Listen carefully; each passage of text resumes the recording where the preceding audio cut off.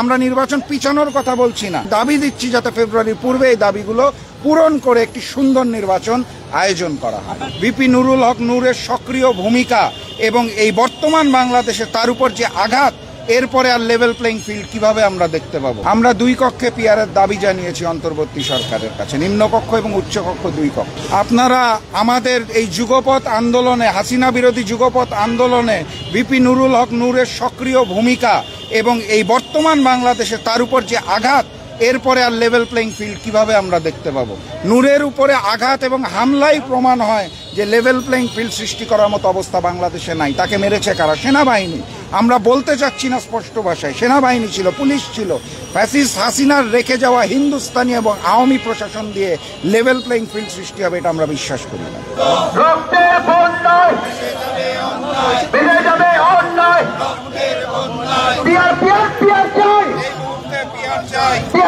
নির্বাচন চাই।